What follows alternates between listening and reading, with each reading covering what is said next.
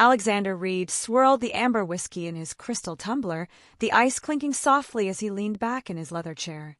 The private room at the Obsidian Club, an exclusive sanctuary for Manhattan's elite, buzzed with the quiet confidence of men who controlled empires from corner offices. Outside, rain pattered against floor-to-ceiling windows that offered a panoramic view of the city's glittering skyline. "I'm telling you, Alex," drawled Victor Harrington, his third-generation hedge fund manager and self-proclaimed best friend, "marriage is nothing but a financial transaction dressed up in white lace and empty promises." He loosened his silk tie and raised his glass. "To another quarter of record profits, and the freedom to enjoy them however we damn well please." The other men around the table, Jordan, Christopher, and Marcus, raised their glasses in agreement, but Alex merely offered a tight smile. At 36, he had amassed a fortune that placed him comfortably among New York's financial royalty. Reid Capital Management handled billions, and as its founder and CEO, Alex enjoyed the fruits of his labor: the penthouse overlooking Central Park, the collection of vintage cars, the private jet. What he didn't have, what he hadn't allowed himself since Sophia left, was someone to share it with. "You know what your problem is, Alex," Victor continued, never one to let silence linger. "You still believe in the fairy tale, the soulmate, the happily ever after." He snorted. "How's that working out for you? 5 years since Sophia ran off with that artist, and you're still alone in that mausoleum you call a home." Alex's jaw tightened. "Not all of us view relationships as disposable, Victor." "No," Victor agreed with a smirk. "Some of us don't have relationships at all." Laughter rippled around the table, and Alex felt a familiar anger stirring. Victor had a talent for finding raw nerves and pressing on them, a habit that had only worsened since his own divorce 2 years ago. "I could get married tomorrow if I wanted to," Alex said, immediately regretting the defensive tone in his voice. "Of course you could," Victor replied, leaning forward. "Half the women in New York would sprint to the altar for a piece of your fortune. But that's my point, it's your money they want, not you. Not everyone is as cynical as you, Victor. Not cynical. Realistic." Victor's eyes gleamed with sudden mischief, a look Alex had come to distrust since their prep school days. "In fact, I'm so sure of it that I'm willing to put money on it." Jordan Chun, usually the quietest of their group, set down his glass. "What are you suggesting, Victor?" "A wager." Victor's gaze remained fixed on Alex. "To prove that marriage is nothing but a transaction." "I'm not interested," Alex said flatly. $5 million, Victor countered. "Tax-free. I'll donate it to that children's charity you're always going on about." The table fell silent. $5 million would fund the expansion of the pediatric cancer wing that Alex had been championing for months. "What's the bet?" Christopher asked, leaning forward. Victor's smile widened. "Alex marries someone completely outside his usual type. Someone no one would believe he'd fall for. Someone who doesn't fit the trophy wife mold that men like us are expected to choose." "That's vague," Marcus commented. "Fine." Victor pulled out his phone, fingers moving rapidly across the screen. "I have someone specific in mind. My assistant's cousin. She works at the public library downtown." He turned the phone to show a social media profile photo of a woman with a round face and an even rounder body, dressed in a floral dress that did little to flatter her considerable size. Eleanor Winters, 32. Smart by all accounts, but about 100 pounds overweight. Alex stared at the image, disgust rising not at the woman, but at Victor's casual cruelty. "This is low even for you." "Is it?" Victor challenged. "I'm offering her the chance to marry one of New York's most eligible bachelors. I'm offering you the chance to fund your pet project. And I'm proving my point about marriage." "The terms?" Marcus asked, ever the lawyer, even when off the clock. Victor set down his phone. 1 year of marriage. Real marriage, you live together, appear in public together, the whole show. If you go through with it, I pay the $5 million to the charity, win or lose." "And what do you get out of this?" Alex demanded. "The satisfaction of being right. After a year, you'll divorce her, proving that marriage is just a contract that can be entered into and dissolved for the right price." Victor's smile turned predatory. "Unless, of course, you actually fall in love with her." The room filled with laughter again, but Alex didn't join in. He couldn't tear his eyes from the woman's photo. There was something in her smile, a genuine warmth that seemed out of place in this cold discussion. "This is insane," Jordan interjected. "You can't seriously expect Alex to." "I'll do it," Alex said quietly. The words hung in the air, surprising even himself. "What?" Christopher blinked. "I said I'll do it. $5 million for the children's hospital, guaranteed up front. But we do this my way." Alex straightened his shoulders. "No one tells her about the bet. Ever. She thinks it's real." Victor's eyebrows shot up. "That's darker than I expected from you, Alex." "Is it?" "You're the one who wanted to use a stranger as a pawn in your game." Alex's voice was cold. "I'm just ensuring that she doesn't get hurt in the process. She'll get a generous divorce settlement. I'll add another $5 million for her. And the hospital gets funded. Everyone wins." Marcus cleared his throat. "Except for the woman who thinks she found love only to have it end after exactly 1 year." Alex felt a twinge of guilt but pushed it aside. "Better than never having had it at all," he said, echoing something his mother used to say before cancer took her. Victor extended his hand across the table. "We have a deal then. The clock starts when you say I do." As Alex shook Victor's hand, he told himself this was purely business, a means to an end. Just 1 year of his life to secure funding for a project that would save children's lives. He had made sacrifices for business before. This was no different. But as he glanced one more time at Eleanor's smiling face on Victor's phone, something in his chest tightened uncomfortably. 2 weeks later, Alex found himself walking into the main branch of the New York Public Library, a building he hadn't visited since his college days. The grand reading room was as impressive as he remembered, with its ornate ceiling and long oak tables. But he wasn't there for the architecture. According to Victor's information, Eleanor Winters worked in the rare books collection, a department tucked away from the main public areas. Alex had dressed down for the occasion, wearing jeans and a simple button-down shirt instead of his usual tailored suit. The less he looked like a billionaire, the better. He approached the reference desk, where a young man with thick glasses looked up from his computer. "I'm looking for Eleanor Winters," Alex said. "I understand she works with the rare book collection?" The young man nodded. "She's in the conservation lab right now. Down that hallway, last door on the left. You'll need to knock. They keep it locked to control the environment." Alex thanked him and followed the directions, rehearsing the story he and Victor had concocted. He was researching his family history and needed assistance with some obscure texts. It wasn't much, but it would get him in the door. The rest would depend on his ability to charm something that had never failed him in business. He knocked on the heavy wooden door, hearing soft movements inside before it opened to reveal a woman he recognized from the photo, though the image hadn't done justice to her warm brown eyes or the subtle highlights in her chestnut hair. She wore a simple navy dress with a cardigan, practical flat shoes, and no makeup that he could discern. She was, without question, obese, but her face had a symmetry and her skin a clarity that he hadn't expected. "Can I help you?" she asked, and Alex was caught off guard by the musical quality of her voice. "I hope so," he said, slipping into the easy confidence that had served him well in countless negotiations. "I'm Alexander Reid. I was told you might be able to help me with some research I'm doing." Eleanor tilted her head slightly, studying him with an intelligence that made him uncomfortably aware of how flimsy his pretext was. "What kind of research, Mr. Reid?" "Family history," he replied. "I've traced my ancestors to Scotland in the late 1700s, and I'm trying to find more specific information. The reference librarian thought your collection might have some relevant texts." She studied him for a moment longer, then stepped back. "Come in. I'm in the middle of a restoration project, but I can spare a few minutes." The lab was a marvel of organization, with specialized equipment and carefully controlled lighting.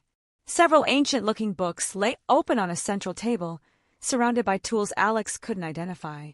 "Sorry about the mess," Eleanor said, gesturing to what appeared to Alex to be a meticulously organized workspace. "I'm repairing a first edition of Blake's Songs of Innocence and Experience. The binding is giving me fits." Alex moved closer to look at the book, genuinely impressed by the delicate work in progress. "It doesn't look like a mess to me. It looks like art." A smile flickered across Eleanor's face, the same warm smile from the photo. "That's kind of you to say. Most people don't appreciate the craftsmanship involved in restoration." My father collected rare books, Alex said, the truth slipping out unexpected. Not anything as valuable as this, but he taught me to respect the work that goes into preserving them. Your father has good taste. Had, Alex corrected quietly.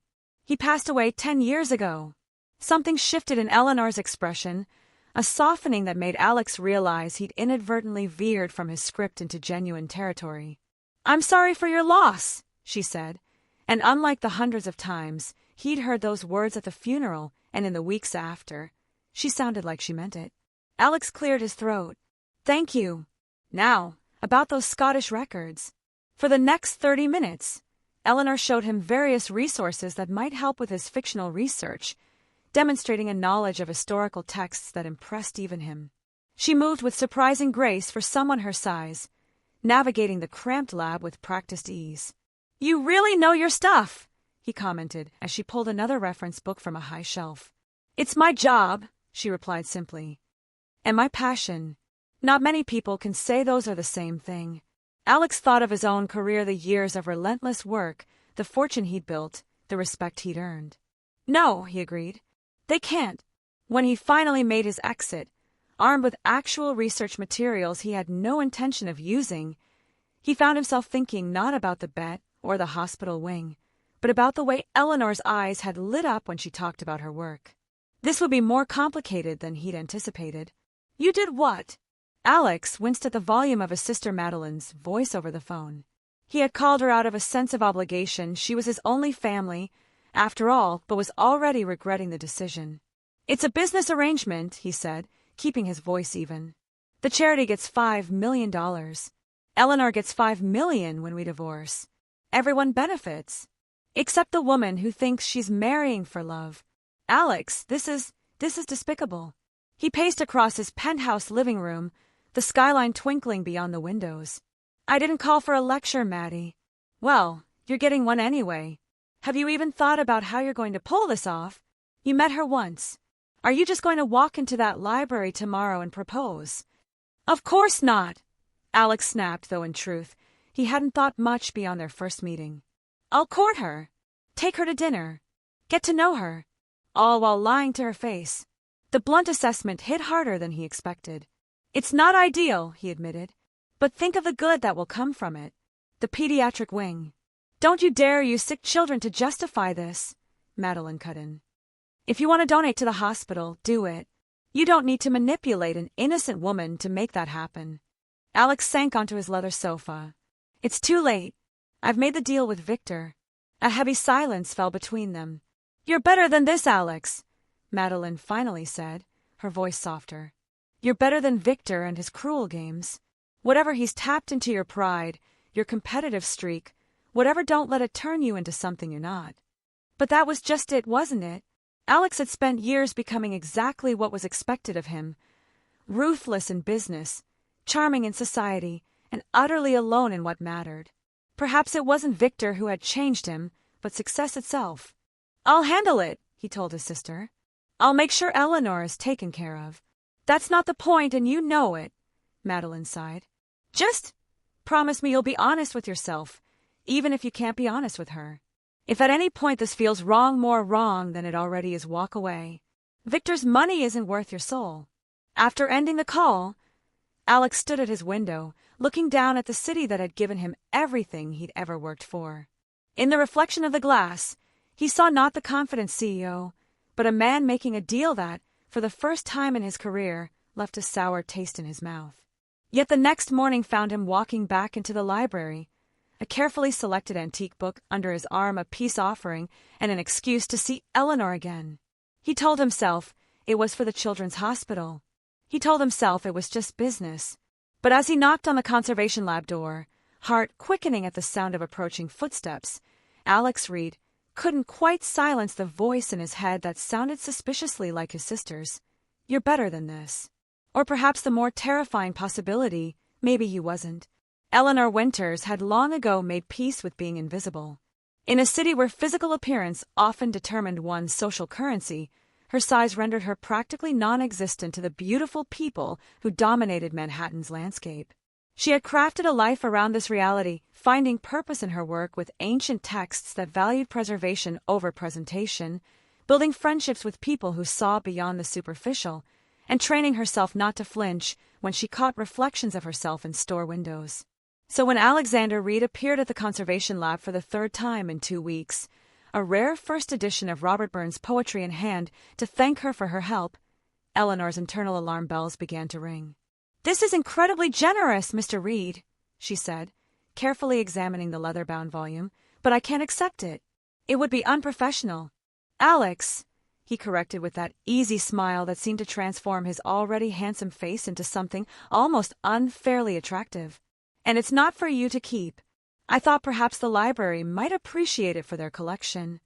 Eleanor narrowed her eyes, slightly. "The library has an official donation process. There are forms, tax considerations." "I'm not interested in the tax write-off," he interrupted, leaning against her workbench with a casual confidence that suggested he was accustomed to occupying any space he chose. "Consider it an anonymous contribution." "There's no such thing as anonymity in New York," Eleanor replied, carefully setting the book aside. "Why are you really here, Mr. Reid? Your sudden interest in Scottish genealogy seems convenient." A flicker of something discomfort crossed his face before his composed expression returned. "I've been transparent about my interests." "Have you?" Eleanor challenged, surprising herself with her boldness. "Because I looked you up after your first visit." Alex stiffened almost imperceptibly. "Did you?" "Alexander Reid, CEO of Reid Capital Management." Eleanor watched his reaction carefully. A man worth billions doesn't typically spend his afternoons in a dusty conservation lab discussing obscure Scottish texts. A slow smile spread across his face, and Eleanor was struck by how genuine it seemed compared to his earlier practiced charm. "Caught. Though I object to the characterization of your lab as dusty. It's the cleanest space I've seen outside an operating room." Despite herself, Eleanor laughed. "Fair enough, but my question stands." Alex seemed to consider his answer carefully. "The truth? I found our conversation refreshing. Do you know how rare it is to meet someone who doesn't immediately try to pitch me an investment opportunity or introduce me to their single daughter? I imagine it's about as rare as someone asking me about my work instead of when I'm planning to start my diet," Eleanor replied dryly. Something shifted in Alex's expression, a softening that made Eleanor immediately regret her candor. The last thing she wanted was pity from a man who looked like he'd stepped out of a luxury watch advertisement. "I was hoping," Alex said after a moment, "that you might join me for dinner." Eleanor blinked, certain she had misheard. "I'm sorry. Dinner," he repeated. "There's a new restaurant in Soho that's supposed to be excellent. The chef trained under." "Why?" Eleanor interrupted, her voice sharper than she intended. Alex looked genuinely confused. "Because people generally eat dinner, and it's more enjoyable with good company." "No." Eleanor shook her head. "Why me? Men like you don't ask women like me to dinner unless there's an agenda." She gestured to her ample form, encased today in a dark green dress that did little to disguise her size. "I'm not exactly your typical dinner companion." A shadow crossed Alex's face. "Men like me.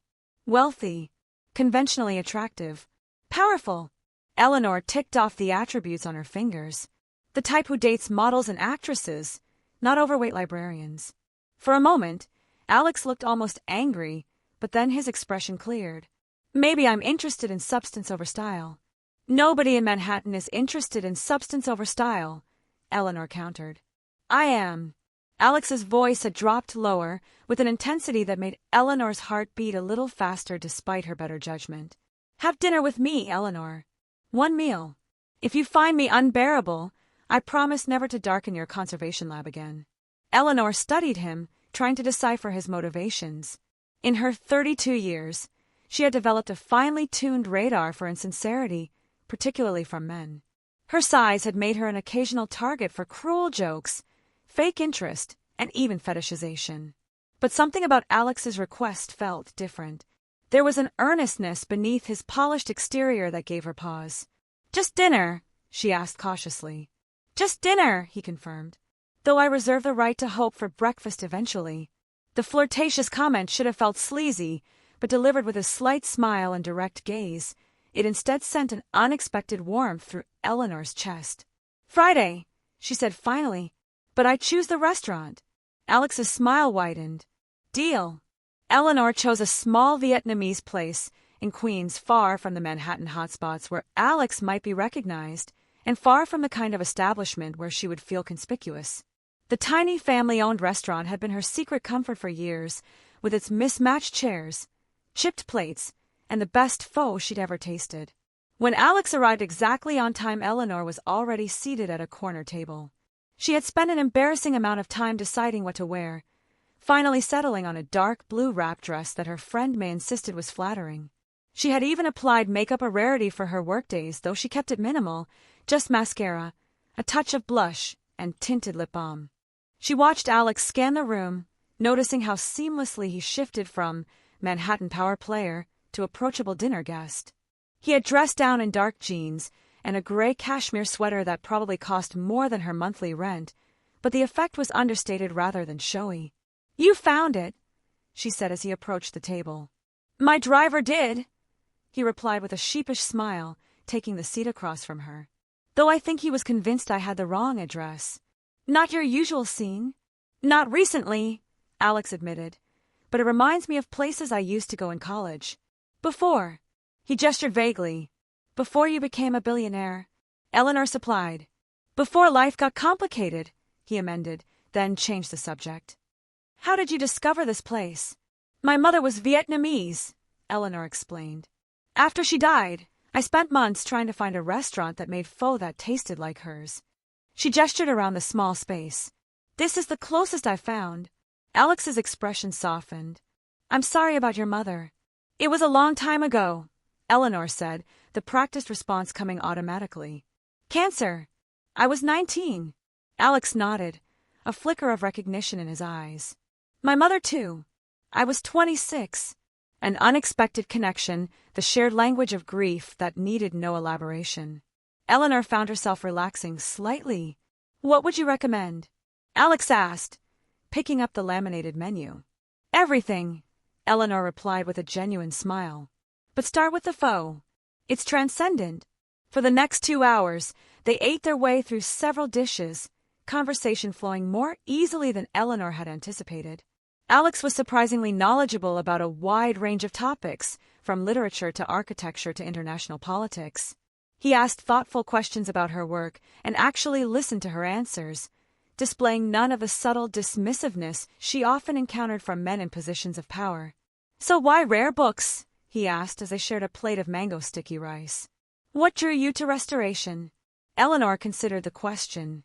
"There's something magical about holding an object that's survived centuries, that's been touched by countless hands and somehow made its way to you. Each book has its own journey, its own scars and repairs." She smiled slightly. "I relate to that, the idea that something can be damaged but still valuable, still worth preserving." Alex's gaze turned contemplative. "I've never thought of it that way." "Most people don't," Eleanor admitted. "They think I spend my days in white gloves turning pages for wealthy collectors. The reality is much more hands-on: chemical treatments, binding repairs, humidity control. It's as much science as art." "You love it," Alex observed. "I do," Eleanor agreed. "But enough about me. What about you? Did you always want to be a financial titan?" A shadow crossed Alex's face. "No, I wanted to be an architect." "What happened?" "My father died during my first year of graduate school. He left the company to me and my sister, but she was still in college." Alex's voice remained even, but Eleanor sensed the weight behind his words. Someone had to step in. That someone was me. "You gave up your dream," Eleanor said softly. Alex shrugged, the gesture too casual to be convincing. "I built something else instead. Reid Capital employs thousands of people. We've funded innovation in medical technology, sustainable energy, education. It's not what I planned, but it's not nothing." "No," Eleanor agreed, studying him with new interest. "It's definitely not nothing." As they walked out of the restaurant into the cool evening air, Eleanor found herself reluctant for the night to end. Alex had proven to be intelligent, thoughtful company, so different from the arrogant businessman she had expected. Thank you for dinner, Alex said, standing a respectful distance from her on the sidewalk.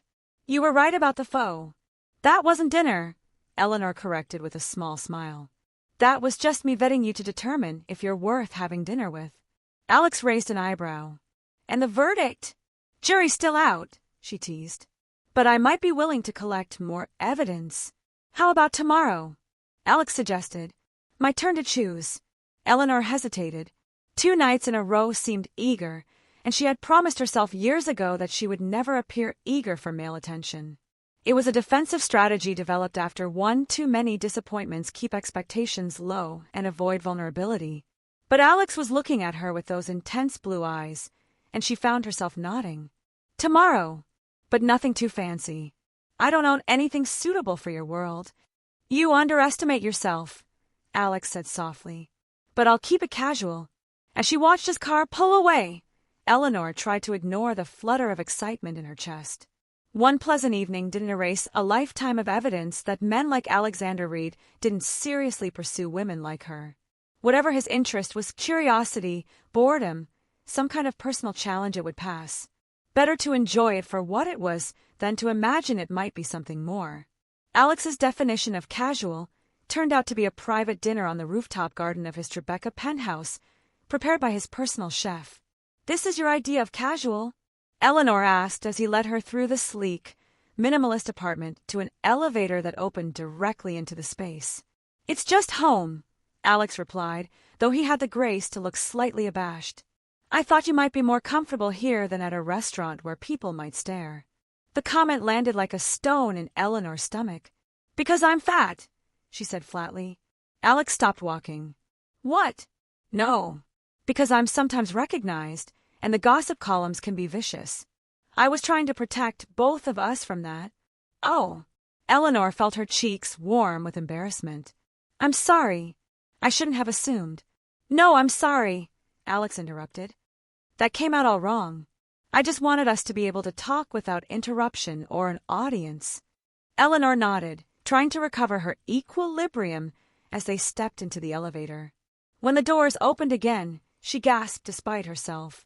The rooftop had been transformed into a lush garden, with container trees and flowering plants creating natural walls around a central seating area. Strings of lights twinkled overhead, and a small table had been set near the edge, offering a panoramic view of the city. This is incredible, she breathed.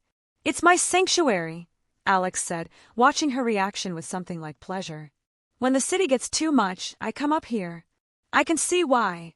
Eleanor moved toward the edge, taking in the view of Manhattan spread below them like a glittering carpet. It's like being in another world. That's the idea, Alex agreed, joining her. Wine. The dinner that followed was exquisite, a multi-course affair that showed off the chef's talent without feeling pretentious. As they ate, their conversation flowed from books to travel to childhood memories, each revelation adding another dimension to the man Eleanor was rapidly finding herself drawn to. You went to Yale? She asked, surprised when he mentioned his alma mater. Undergrad in architecture school, Alex confirmed. Though I never finished the graduate program. I did my master's there, Eleanor said. In library science. We might have overlapped. I think I would have remembered you, Alex said, his gaze warm. Eleanor laughed. I doubt it. I was practically invisible, just another scholarship student huddled in the stacks. I can't imagine you being invisible anywhere, Alex replied, and something in his tone made Eleanor's heart skip a beat. After dinner, they sat side by side on a comfortable outdoor sofa, the city lights creating a magical backdrop as they sipped espresso. Can I ask you something personal? Alex said suddenly. Eleanor tensed slightly. Here it comes, she thought. The inevitable, awkward question about her weight, framed as concern or curiosity. Has your weight ever made dating difficult? And there it was. Eleanor set down her cup carefully. That's quite a question. Too direct. Alex asked. Too predictable, Eleanor corrected, unable to keep the edge from her voice. Let me save you the trouble of dancing around it. Yes, being fat has made dating challenging. Some men fetishize it, some are cruel about it, and most simply don't see me at all. Does that satisfy your curiosity? Alex looked genuinely taken aback. I didn't mean to offend you. Then why ask?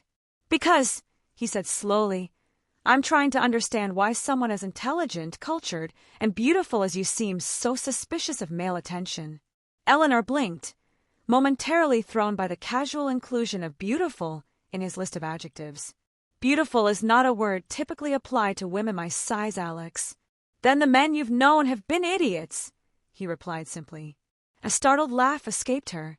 You're very good at this. At what? Saying exactly the right thing. Eleanor studied him. It makes me wonder if you practice.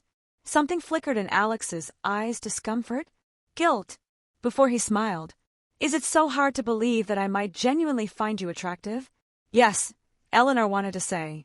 Everything I've experienced for 32 years tells me that men who look like you don't desire women who look like me without an ulterior motive.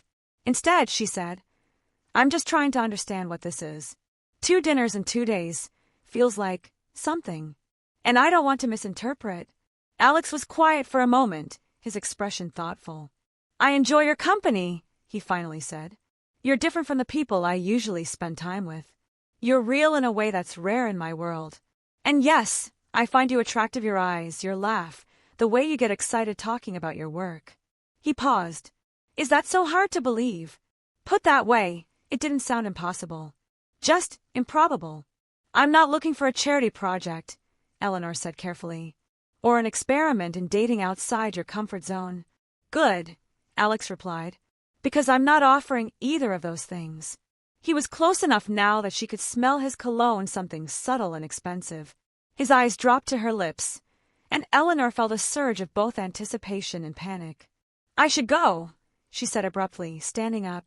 It's getting late, and I have an early restoration workshop tomorrow. If Alex was disappointed, he didn't show it. He simply nodded and stood as well. Of course. I'll call you a car. As they waited for the elevator, an awkward silence fell between them for the first time that evening. Thank you for dinner, Eleanor said formally. Thank you for coming, Alex replied. Then more softly, I meant what I said, Eleanor. Every word. In the sleek town car that Alex insisted on sending her home in, Eleanor stared out at the passing city lights, replaying the evening in her mind. If she were being honest with herself, she was attracted to Alex not just to his obvious physical appeal or his wealth, but to the complexity she glimpsed beneath his polished exterior. The lost architect hiding inside the successful businessman. The man who created a secret garden above the city. But experience had taught Eleanor to distrust fairy tales, especially ones where the handsome prince chose the unlikely princess. Whatever was happening between them, genuine interest, a passing curiosity, or something she couldn't yet discern, she would be wise to guard her heart. Because men like Alexander Reid might visit the library, might even take you to dinner, but they didn't fall in love with women like her. That wasn't how the real world worked. What Eleanor couldn't know, as the car carried her back to her modest apartment in Astoria, was that in his penthouse above the city, Alex was standing on his rooftop garden, staring at the place where she had sat, feeling the first uncomfortable stirrings of something he had never anticipated when he made his callous bet, genuine guilt. And beneath that guilt, something even more dangerous, the possibility that the game he had so casually entered was becoming all too real. So let me get this straight, Mei Lin said, stirring her cappuccino with unnecessary vigor. You've been dating a literal billionaire for 2 months, and I'm just hearing about this now? Eleanor winced at her friend's volume. The small cafe near the library was busy with the morning rush, and the last thing she wanted was an audience for this conversation. We're not dating, she corrected, though the denial felt increasingly hollow. We're just spending time together. 3 nights a week is spending time together. May raised a perfectly shaped eyebrow. The man sent you rare first editions of your favorite poets. He took you to the symphony. He flew you to Chicago for dinner. It was for a library acquisition, Eleanor protested. We were examining a collection that was up for auction. And the dinner at Alinea afterward? Was that a professional obligation too? Eleanor sipped her tea, buying time. The truth was, she didn't know how to define what was happening between her and Alex. Over the past 8 weeks, he had seamlessly integrated himself into her life in ways both grand and simple. There were the extravagant gestures, yes, the private concerts and rare books and weekend trips disguised as professional outings. But it was the smaller moments that had begun to chip away at her defenses. The way he brought her favorite tea when visiting her at work, how he listened intently when she talked about her restoration projects, the genuine interest he showed in her opinions and ideas. "I'm being careful," she finally said. May's expression softened. "Why? Because he's rich? Or because you're afraid?" "Both," Eleanor admitted. "Men like Alex don't end up with women like me, May. That's not how the world works." "Maybe he doesn't know that rule." Eleanor shook her head. "He knows. He just hasn't realized it yet." She traced the rim of her mug with a fingertip. "Whatever this is, curiosity, novelty, some kind of personal growth experiment, it'll run its course. And I need to be prepared for that. Have you ever considered," May said gently, "that maybe he's just fallen for you? That maybe he sees what I see, a brilliant, kind, beautiful woman who deserves to be cherished?" The suggestion sent a painful twist of hope through Eleanor's chest.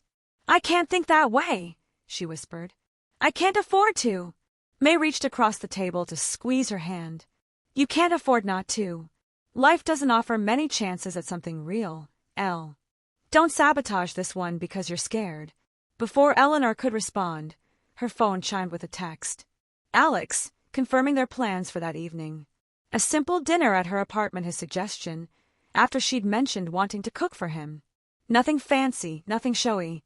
Just two people sharing a meal in a normal-sized apartment with furniture from IKEA and walls that weren't soundproofed. Looking at the message, with its casual affection and the little inside joke about bringing dessert, a reference to a disastrous attempt at baking they'd shared weeks earlier, Eleanor felt the walls around her heart cracking further. "Just promise me one thing," May said, watching her expression change as she read the text. "Don't push him away without giving him a chance to prove you wrong." Across town, in the gleaming offices of Reid Capital Management, Alex was having a considerably less pleasant conversation. "The year is half over," Victor said, leaning back in one of the sleek chairs facing Alex's desk. "Just checking in on our little arrangement. How's married life treating you?" Alex kept his expression neutral, though his jaw tightened almost imperceptibly. "We're not married yet." Victor's eyebrows shot up. "Clock's ticking, my friend. The bet was for a year of marriage, not a year of dating." "I'm aware of the terms," Alex replied coldly. He turned to his computer screen, a not-so-subtle hint that the meeting was over. "Was there something else you needed, Victor?" Instead of taking the hint, Victor leaned forward. "I'm just curious about the strategy. You've been seeing her for 2 months now? That's quite a commitment to the cause." A sly smile spread across his face. "Unless, of course, you're actually enjoying yourself." The suggestion hit uncomfortably close to home. Alex had been asking himself the same question with increasing frequency. What had begun as a calculated plan had evolved into something he hadn't anticipated.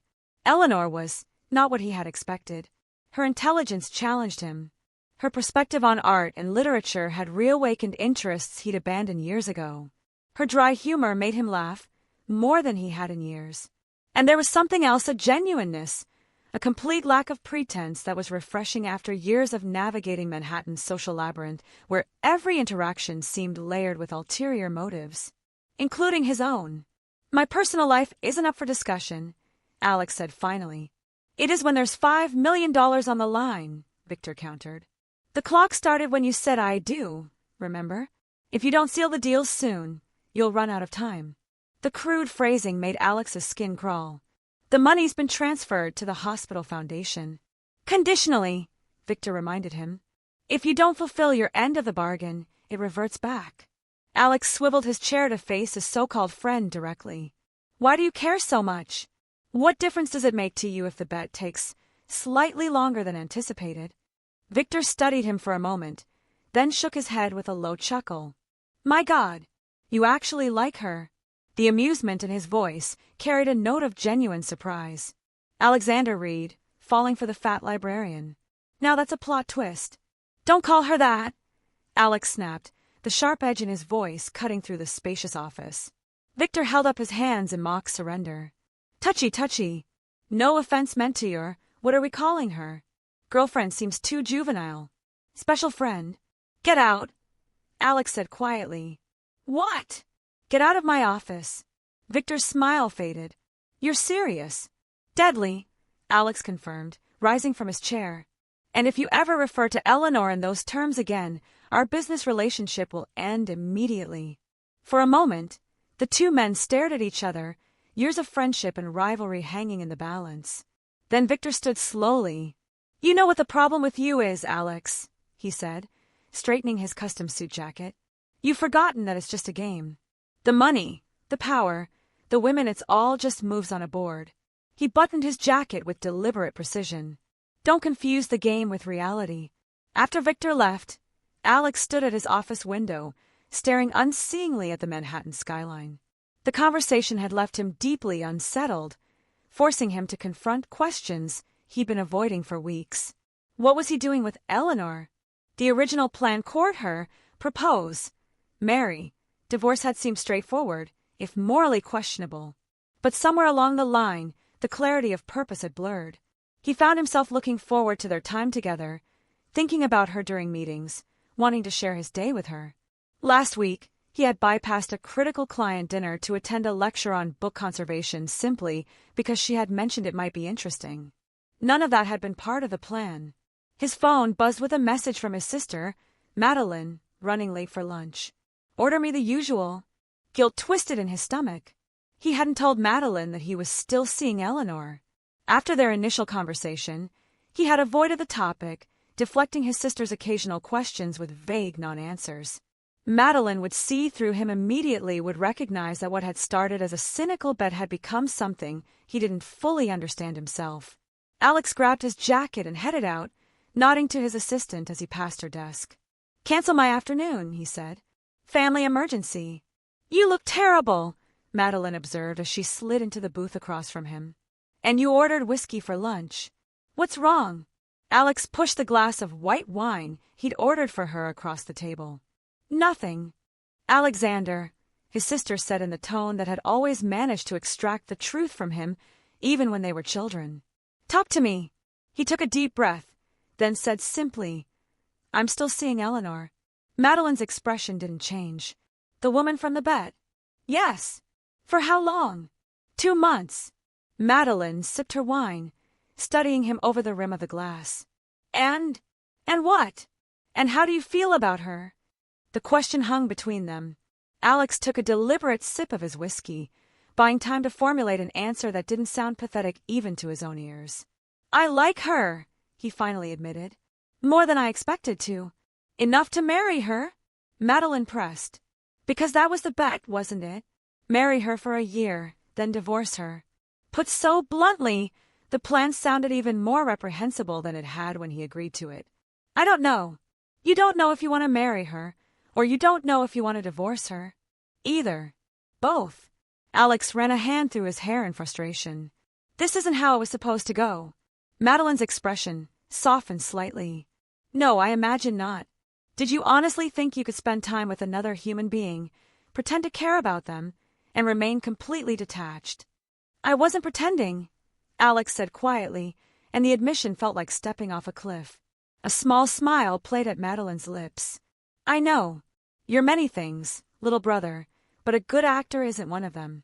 Not with matters of the heart. Their food arrived, momentarily pausing the conversation. When the server departed, Madeline fixed him with a serious look. So what happens now? Does she know about the bet? Alex shook his head. No. And she can never know. You can't build a relationship on a lie, Alex. It's not a lie anymore, he argued. My feelings for her are real. But the beginning wasn't, Madeline countered. You approached her because of a bet, not because you were genuinely interested. That doesn't matter now. It will matter to her. The truth of that statement hit him like a physical blow. Eleanor, with her fierce intelligence and carefully constructed defenses, would never forgive such a betrayal. The very foundation of trust that had taken months to build would collapse instantly. Then she can't find out, Alex said firmly. I'll tell Victor the bet is off. I'll pay the hospital donation myself. And marry her anyway? The question caught him off guard. I don't know. Maybe. Eventually. Because you love her? Madeline pressed. Did he? Alex considered the unfamiliar emotions that had been growing within him, the warmth that filled his chest when Eleanor laughed, the sense of rightness he felt in her company, the growing need to protect and cherish her. Was that love? Or just infatuation, complicated by guilt? I don't know what love feels like, he admitted. But I know I don't want to lose her. Madeline reached across the table to cover his hand with hers. Then you need to be very careful, Alex. Because secrets have a way of revealing themselves at the worst possible moments. Eleanor's apartment was exactly as she had described it, a modest one-bedroom in Astoria with good natural light and built-in bookshelves that she had installed herself. What she hadn't mentioned was how perfectly it reflected her personality, from the carefully curated collection of art prints to the antique writing desk position near the window to the hundreds of books organized not by author or title, but by some system only she understood. "You're staring," she said, self-consciousness creeping into her voice as she set out plates for dinner. "I know it's not what you're used to." "It's perfect," Alex interrupted, meaning it. "It feels like you." Eleanor relaxed slightly. "That's either a compliment or an insult to my decorating skills." "Definitely a compliment," Alex assured her, moving closer to examine a collection of small, ornate boxes displayed on a shelf. "These are beautiful. My mother collected them," Eleanor explained. "Each one has a story." "Tell me," Alex said, settling onto her sofa. As they ate the cocoa vin she had prepared, a recipe inherited from her father, who had been a professional chef before arthritis ended his career, Eleanor shared stories about her parents, their unlikely meeting at a cooking class, their shared passion for books and art, the small but loving home they had created for her. "They sound remarkable," Alex said when she paused. "They were." Eleanor smiled wistfully. Completely unsuited on paper, the Vietnamese refugee and the Wisconsin farm boy, but perfectly matched in reality. "They taught me that love transcends categories." "Yet you seem doubtful that applies to us," Alex observed quietly. Eleanor set down her fork. "That's not fair, isn't it? Every time we get close, you pull back. You make excuses to end the evening. You deflect compliments. It's like you're waiting for some inevitable disaster." "Because experience has taught me to be cautious," Eleanor replied, her voice carefully controlled. "My parents were the exception, not the rule. In the real world, people end up with people who look like them, who come from similar backgrounds, who fit neatly into society's expectations." "I don't care about society's expectations," Alex said, reaching for her hand across the small table. "I care about you." The simple declaration hung in the air between them, freighted with meaning that neither was quite ready to articulate. "Why?" Eleanor asked, the question barely above a whisper. Of all the women in New York, beautiful, sophisticated women who would fit seamlessly into your world, why me? The moment demanded truth, and Alex found himself offering it without calculation for perhaps the first time since they'd met. "Because you see me," he said quietly. "Not the wealth, or the position, or the power. Just me. The man who wanted to design buildings instead of trading stocks. The boy who still misses his mother. The person behind the persona." He squeezed her hand gently. "Do you have any idea how rare that is in my world?" Eleanor's eyes glistened with unshed tears. "You're making it very difficult to be sensible about this." "Good," Alex replied, smiling. "Sensible is overrated." Later, as they sat on her small balcony, shoulders touching as they shared the tiramisu he had brought for dessert, Alex found himself imagining a future he had never considered before, one where success wasn't measured in acquisitions and assets, but in quiet moments of connection. One where Eleanor was a constant presence, not as part of some cynical bet, but as his chosen partner. The realization was both thrilling and terrifying. "Stay tonight," Eleanor said suddenly, her cheeks flushing as soon as the words left her mouth. Alex turned to her, surprise evident on his face. "Are you sure?" "No," she admitted with a small laugh.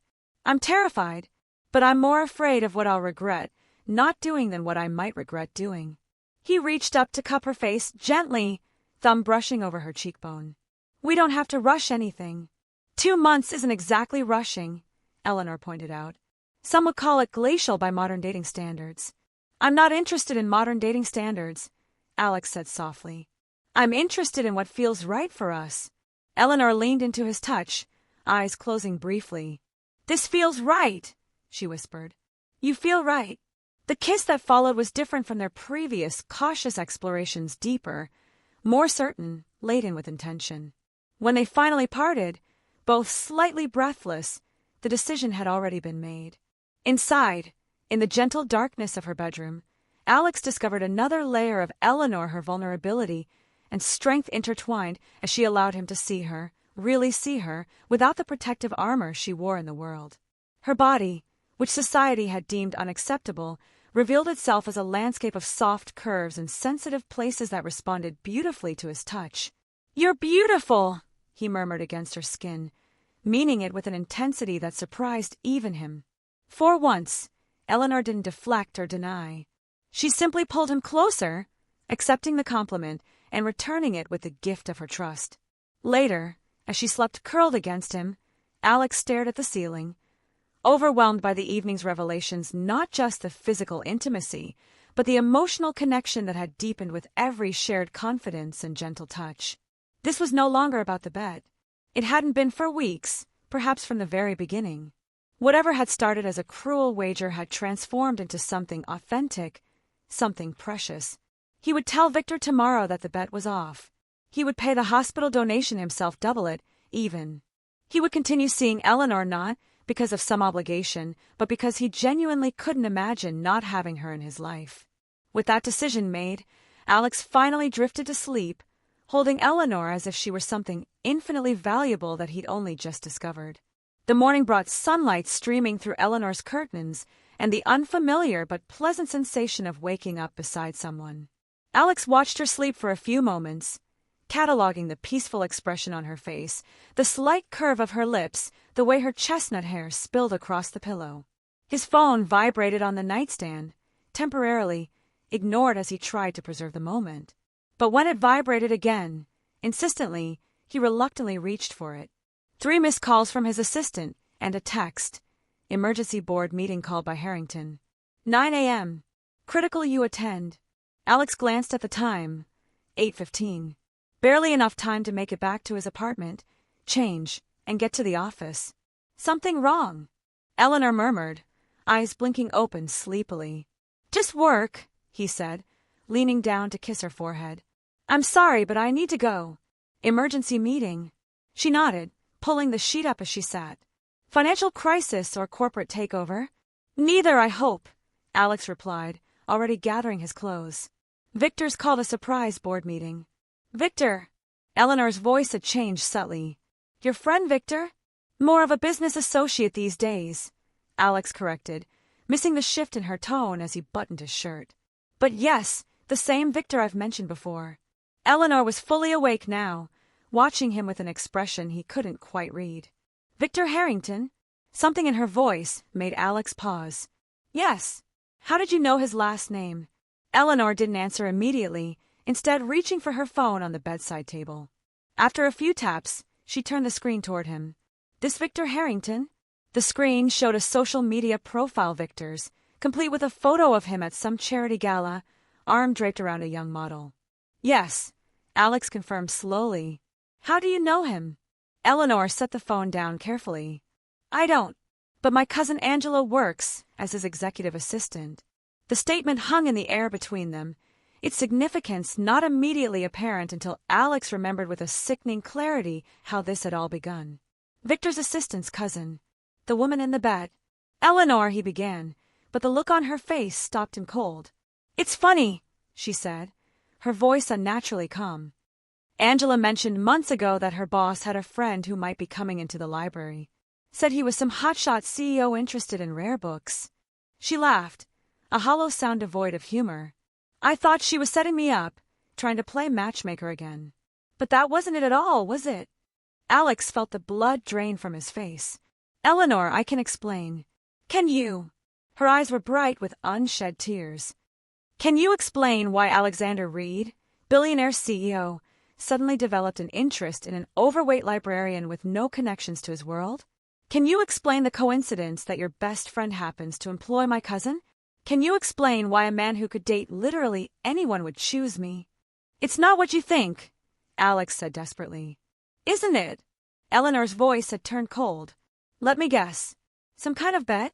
Some challenge among your rich friends to see if you could, what? Seduce the fat girl. Slum it with the commoner? What was the prize, Alex? Money. Bragging rights. The accuracy of her guess left him momentarily speechless, which was all the confirmation Eleanor needed. Get out, she whispered, tears finally spilling over. Get out of my apartment. Get out of my life. Please, just let me explain, Alex pleaded, moving toward her. Yes, it started as something I'm not proud of. But it changed. What I feel for you is real. Nothing about this was real, Eleanor replied, pulling the sheet tighter around herself as if for protection. It was all a game to you. A challenge to overcome. A story to tell your friends. That's not true, Alex insisted. Listen to me. Yes, there was a bet. A stupid, cruel bet that I never should have agreed to. But the moment I met you, the moment I started to know you, everything changed. The bet became irrelevant. Yet you never told me about it, Eleanor pointed out, her voice breaking. All those conversations, all those intimate moments when you claimed to see me, to value honesty, and you never once thought to mention that our entire relationship was built on a lie. The truth of her words cut deeper than any anger could have. Alex sank onto the edge of the bed, running his hands through his hair in desperation. I was afraid, he admitted. Afraid of losing you. Afraid you wouldn't believe that my feelings had become genuine. And now we'll never know, will we? Eleanor stood, keeping the sheet wrapped around her like armor. Because I can never trust anything you say again. Eleanor, please. What was the bet, exactly? She interrupted, her chin lifting in a gesture of defiance that broke his heart. I deserve to know what game I was unwittingly playing. Alex closed his eyes briefly, knowing the full truth would devastate her but unable to deny her the answer. Victor bet me that I couldn't marry someone unlike my usual type, for a year. If I did, he would donate $5 million to the children's hospital wing. Eleanor's laugh was bitter. So I wasn't even worth money for you. I was just the vehicle for your charitable impulses. How noble! It wasn't like that, Alex protested, though the words sounded hollow even to him. Tell me, Eleanor said, her voice dangerously steady. Was there a timeline? Some deadline by which you needed to close the deal? His silence was answer enough. And last night, she pressed, was that part of the acceleration plan? Seduce the fat girl, make her fall for you, then pop the question. No. Alex stood abruptly. Last night had nothing to do with any better plan. Last night was just us, just two people who care about each other. You don't even see it, do you? Eleanor shook her head, a mixture of pity and disgust in her expression. You've lied for so long that you can't even recognize the truth anymore. Everything, every moment, every touch, every word was tainted by this bet. By your deception. A tear escaped down her cheek, and she wiped it away angrily. I always knew this was too good to be true. I just didn't realize how right I was. Alex reached for her, desperate to somehow undo the damage, to rewind to the peaceful moments of the morning before everything had shattered. Eleanor, please. I love you. The words spoken for the first time in this worst of all possible moments hung in the air between them, a truth offered too late to be believed. Eleanor stepped back from his touch. No, you don't. You love the idea of yourself as the kind of man who could love someone like me. You love the philanthropist narrative where you suffer through a relationship with an undesirable woman for the greater good. Her voice broke on the last words. But you don't love me. You don't even know me. That's not fair, Alex said quietly. I do know you. I know that you hum Bach when you're concentrating. I know that you keep chocolate in your desk for emergencies. I know that you cry at the end of It's a Wonderful Life, even though you've seen it a dozen times. Observations, Eleanor dismissed, though her voice wavered slightly. Not understanding. I understand that you use your intelligence as a shield and your weight as an excuse to keep people at a distance, Alex continued. I understand that you're afraid of wanting things because you've convinced yourself you don't deserve them. I understand that you're the most genuinely compassionate person I've ever met, and that being with you has made me want to be better not for some bet, but for myself. For us. For a moment, something flickered across Eleanor's face, a softening, a hesitation. Then her expression hardened again. If any of that were true, she said quietly, You would have told me about the bet before I had to find out like this. You would have trusted me with the truth, ugly as it was. You would have given me the dignity of choice. She moved toward the bedroom door, holding it open in a clear dismissal. Please leave. I have nothing more to say to you. In the harsh morning light, with the wreckage of what might have been strewn around them, Alex knew that any further words would only cause more pain. He gathered his remaining belongings in silence, each movement a leaden weight of regret. At her apartment door, he turned one last time. I never meant to hurt you. That's the tragedy of it, Eleanor replied, not meeting his eyes. You never meant anything at all. As the door closed behind him with a quiet finality, Alex stood in the hallway, the enormity of what he had lost crashing over him in waves. Not just Eleanor, but the possibility of the life they might have shared, a life more authentic and meaningful than anything he had known before. He had entered into Victor's cruel game with cynical detachment, never imagining he would be the one to lose everything that mattered.